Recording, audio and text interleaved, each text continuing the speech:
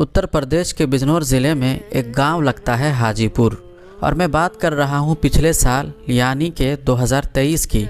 इसी बिजनौर में एक परिवार रहा करता था। परिवार के जो मुखिया थे उनका नाम था शाहिद। उनकी एक बीवी थी, एक बेटा था। बेटा बहराइच में रहकर कुछ काम करता था, शायद वो हेयर कटिंग का काम करता था, यानी कि लोगों के बालों को काटा करता था। शाहिद जो घर का मुखिया, वो जेल में बंद था। उनके ऊपर कुछ चार्जेस लगे थे और 2023 में वो छूट के आते हैं। आने के बाद ठीक ठाक तरीके से पूरा परिवार रहा करता था। वक्त गुजरता जा रहा था। शाहिद भी अभी हाल ही में आए थे, तो घर परिवार से, आसपास के लोगों से मिल रहे थे। तमाम चीज़ें बिल्कुल ठीक चल रही थी। लेकिन इसी दौरान अचानक से जो बेटा था गुलफाम, वो बहराइच में रहकर बाल काटने का काम करता था। अपने घर आता है, आने के बाद घर पर खाना खाता है, खाना खाने के बाद सोता है। अगले दिन जब सुबह उठता है, आसपास के तमाम लोग जब उठते हैं तो उन्होंने क्या देखा कि गुलफाम के गर्दन पर किसी ने कुछ चला दिया है, यानी कि किसी धारदार हथियार से वार किया है। जब गुलफाम की माँ देखती है तो उसकी माँ अपने बेटे को पड़ोसियों की मदद से हॉस्पिटल लेकर जाती है। जाने के बाद डॉक्टर उसका इलाज शुरू करते हैं। अब एक नौजवान लगभग 27-28 साल की उम्र के लड़के के गर्दन पर इस तरह से किसी ने खंजर चला दिया या फिर कोई धारदार हथियार चला दिया। आसपास के लोगों में हलचल मच जाती है। उन्हीं लोगों में से किसी ने पुलिस को फ़ोन कर दिया। पुलिस भी जब सुनती है कि 26-27 साल के लड़के की गर्दन पर किसी धारदार हथियार से वार किया गया, कत्ल करने की कोशिश की गई, पुलिस भी भागी भागी हॉस्पिटल पहुंचती है। इतनी देर में डॉक्टर जब जांच पड़ताल करते हैं, उसकी दवा करने, उसका इलाज करने की, उसको ठीक करने की कोशिश करते हैं। तमाम तरह की कोशिशें डॉक्टर करते हैं उनको बचाने की, लेकिन शायद काफ़ी देर हो चुकी थी। गर्दन की जो नस थी वो कट गई थी और ज़्यादा खून बहने की वजह से डॉक्टर उस गुलफाम को बचा नहीं पाते और गुलफाम की मौत हो जाती है। यानी किसी ने धारदार हथियार से गुलफाम के ऊपर हमला किया, उसको हॉस्पिटल लेकर जाया गया, लेकिन गुलफाम को बचाया नहीं जा सका। यानी ये जो मामला था एक कत्ल का मामला था। पुलिस वाले इधर आते हैं। आने के बाद पूछताछ करते हैं कि क्या आपको किसी पर डाउट है, क्या किसी पर कोई शक है। यह जांच पड़ताल तफ्तीश शुरू हो जाती है। पुलिस वाले थे, जब ये शुरू करते हैं तो मुशक्कत नहीं करनी पड़ती।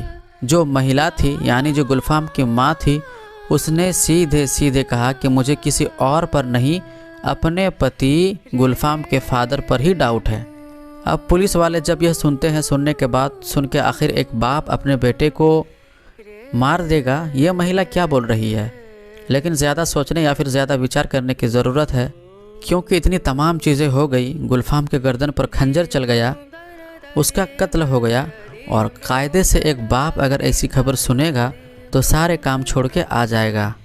लेकिन इस पूरी घटनाक्रम में गुलफाम का बाप शाहिद कहीं नज़र नहीं आ रहा था। यानी गुलफाम के फादर के ऊपर यहीं से पुलिस वालों को डाउट होने लगा। फिर पुलिस ने पता करना शुरू किया कि आखिर शाहिद कहाँ है। तमाम लोगों से पूछताछ करी, उसके नंबर को सर्विलेंस पर लगाया गया। कहाँ जा सकता है, वहाँ जाकर पता किया। हर जगह तफ्तीश कर ली, हर जगह छानबीन कर ली, लेकिन शाहिद का कुछ पता नहीं। अब जैसे जैसे शाहिद का कहीं कुछ पता नहीं, पुलिस वालों की जो शक की सुई है शाहिद के ऊपर और गहरी होती जा रही है। उन्हें लग गया कि ज़रूर दाल में कुछ काला है, नहीं तो आखिर शाहिद इतनी देर तक क्यों गायब रहेगा। लिहाजा पुलिस वाले शाहिद के पीछे पड़ते हैं और उसके बारे में पता करते हैं कि आखिर वो कहाँ जा सकता है। रेलवे स्टेशन पे, बस स्टैंड पे, आसपास के इलाकों में शाहिद की जब तलाश होती है तो फिर अंत में शाहिद को गिरफ्तार किया जाता है।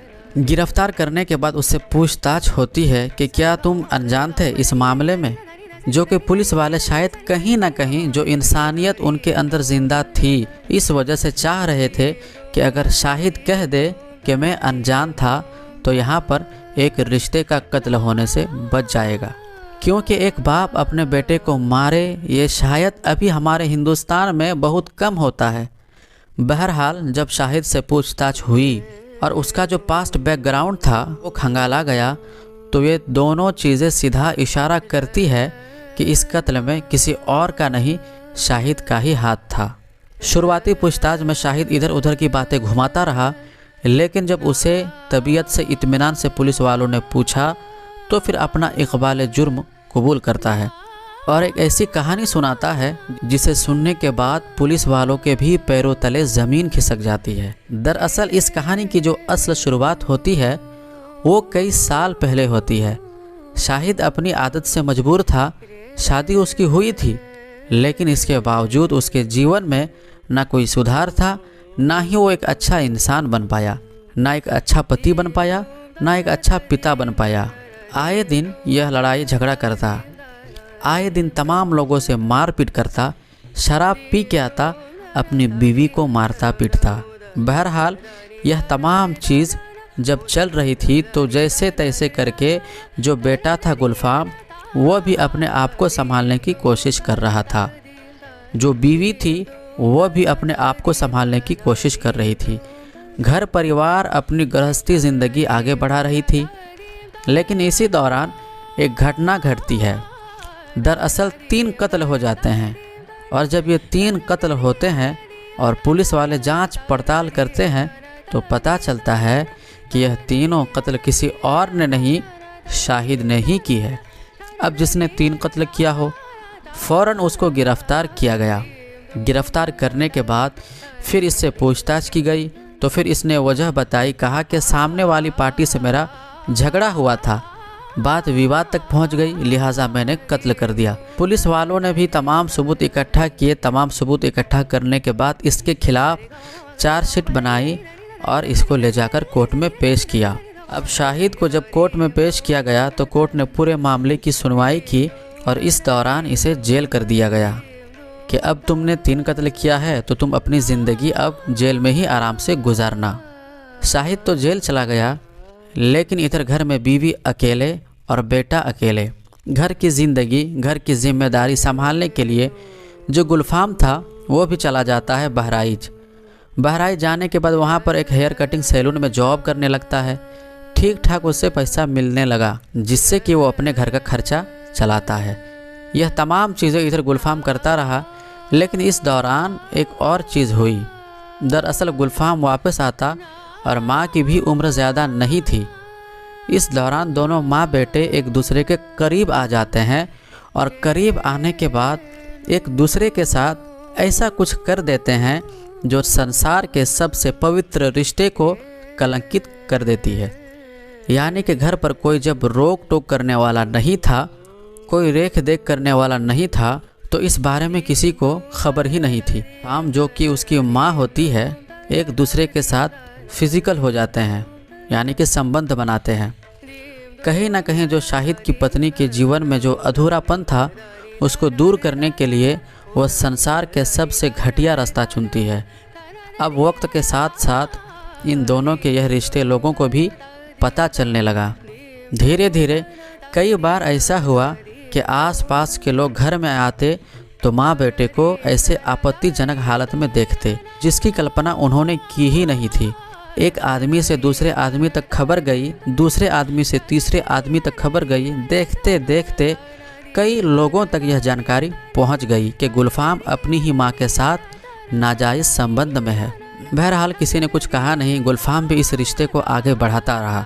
लेकिन इत्तेफाक कहे या फिर बदकिस्मती कहे कि साल 2023 में जो शाहिद था उसे ज़मानत मिल जाती है और वह जेल से बाहर आ जाता है।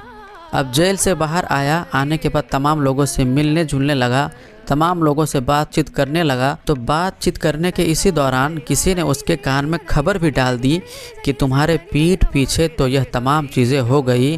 अब जैसे ही यह खबर उसे पता चली तो पहले तो उसे यकीन नहीं हुआ कि एक बेटा अपनी माँ के साथ, ज़रूर किसी को गलतफहमी हुई है।